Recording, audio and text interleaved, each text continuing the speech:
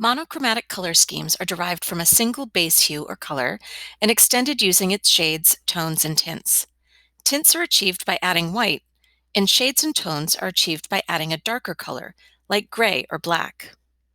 Monochromatic color schemes provide opportunities in art and visual communication design as they allow for a greater range of contrasting tones that can be used to attract attention, create focus, and support legibility.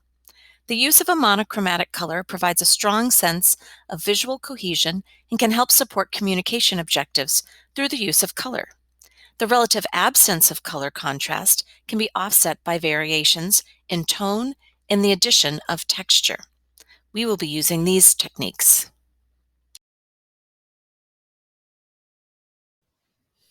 To begin, open up a new tab and type Google Drawing into the search bar.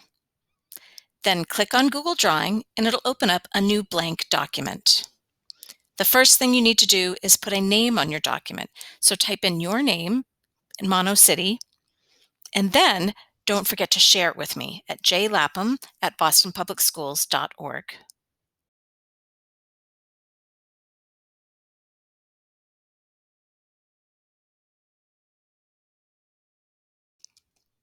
To start your cityscape, you'll draw a series of rectangles across the blank page. Click on the Shapes icon to choose the rectangle shape. Once you draw that, use the bucket icon to fill your shape with color. Don't forget, this is a monochromatic color scheme, so you need to choose one column of color to work with. And then also make the border of that shape transparent. Continue this all the way across the page using a variety of rectangle shapes and sizes and shades of your monochromatic color. Remember, variety is the spice of life. You can even overlap buildings or place buildings in the foreground.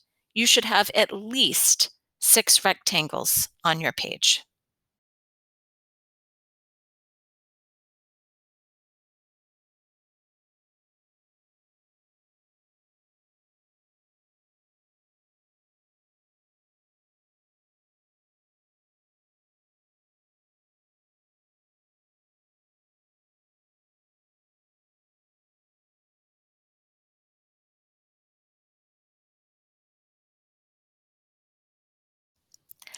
Next, we're going to set the background color. I'm going to do a night sky, so I'm going to go really dark on my color bay. You can right-click if you're on a Chromebook or hold down Control-click if you are on a Mac, and it'll pull up this screen that says background. So click on that. You can do a solid background or a gradient. I'm going to choose gradient and then go over here to custom fill and make sure that my gradient is in my monochromatic color scheme. Now you can have some fun adding all kinds of great details and texture to your artwork. I'm going to start with some stars in my night sky. So I'll go up to shapes and do a tiny little circle. So I'll draw the circle, I'll fill it with white, I'll do a transparent border. And I could draw these all over the page and go through all those steps over and over again, or I could use the copy and paste function.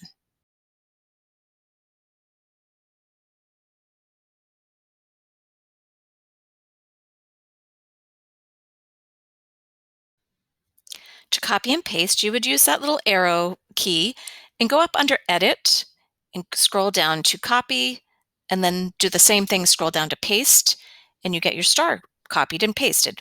Or you could use the shortcut key, which would be Command C would be to copy, and Command V is to paste. And I'm going to copy and paste stars all over my page. I can also select more than one star at a time to save time. So you could click on a star and then holding down the Shift key, click on a couple of different stars. So you have a group of stars that are all highlighted. Go down to copy, so Command C or copy, and then paste. And then you can move that group of stars around. So it saves a little bit of time.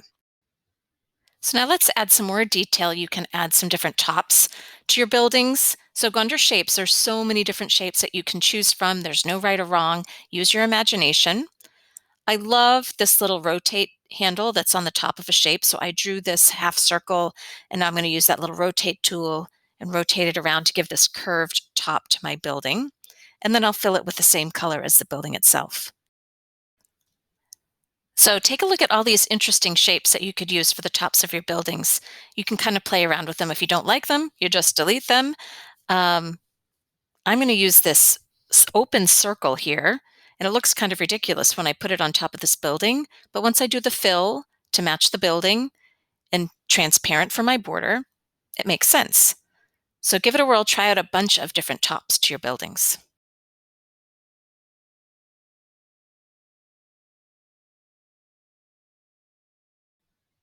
Add a variety of windows to your buildings.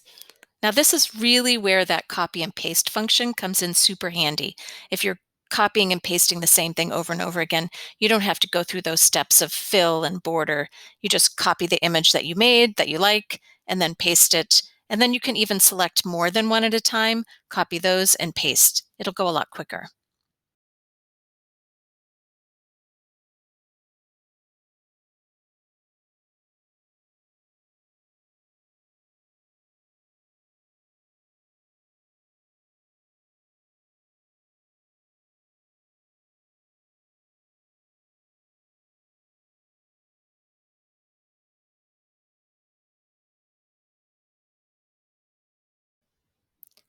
So I've copied and pasted a bunch of windows that go on this one building.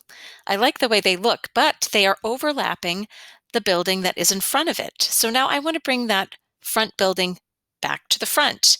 How do I do that? Go up to the Arrange function up at the top, and then click on Order, and then it'll let you say Send to the back, Bring to the front. So you're going to click on all of those shapes that you want to bring to the front. Again, you can hold the Shift key and click on a bunch of things at once or do one at a time, and then just say Bring to the front.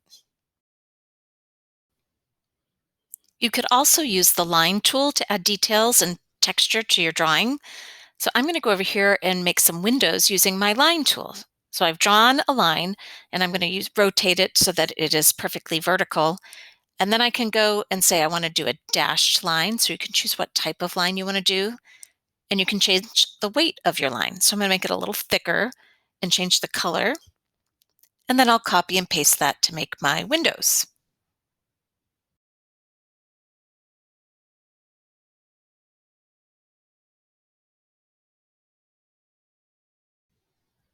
Add some doors to all of your buildings. And now you can also, in a monochromatic setting, use blacks and whites. Those are also considered part of a monochromatic set. So I'm going to use some of my doors are going to be black, some are going to be still in that burgundy column. And don't forget, when you fill a shape with color, you can do the solid color, but when you use that bucket tool, you can also go to gradient. So I'm going to go back now and change some of my details to be gradients, just to add a little bit more visual interest. I think I'm going to go to these windows here and make those a gradient as solid fill.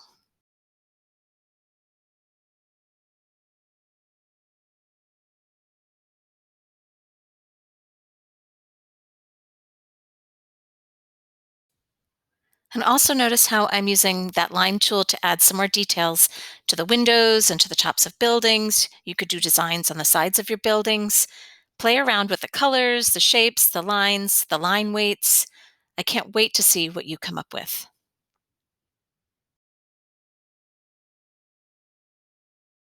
Your artwork might look something like this.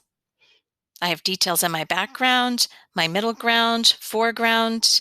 I've used lines, shapes, borders, you name it, we've done it.